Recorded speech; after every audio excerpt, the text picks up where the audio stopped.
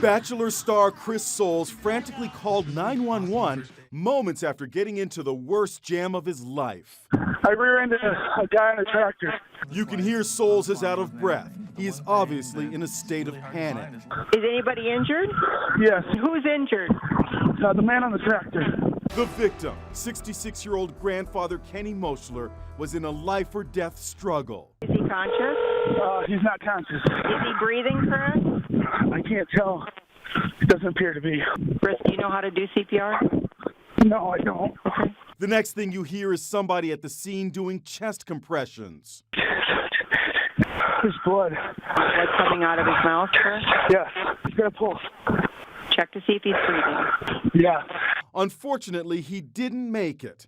Shockingly, Soules allegedly fled the scene. One of the subjects that was involved just took off northbound in a red Duramax truck. I believe the name on the subject's going to be Chris Soules. They caught up with him hiding out at his mother's house, where cops say he became uncooperative and refused to come out. It took hours to get a search warrant to retrieve Mr. Soules from inside of that house. When he was finally detained, Soules was driven to a local hospital for a blood test to determine whether or not he had been drinking. According to court papers, cops found alcohol containers, reportedly cans of beer, in the Bachelor's truck. He has not been charged with drunk driving. Soules has had multiple run-ins with the law, dating back to his youth, including citations for speeding, failure to brake, running stop signs, and underage drinking.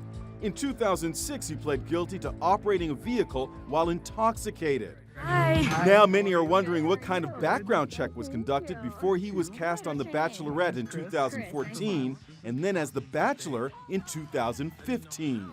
ABC is not going to put a dating show on the air, in my opinion, without having asked the contestants what their history is, because a young woman is not going to want to go on The Bachelor and try to date and then make a life with and potentially marry somebody who's got a litany of criminal charges. Bachelorette contestant Chad Johnson had this to say. I thought Chris was, he was a pretty nice guy.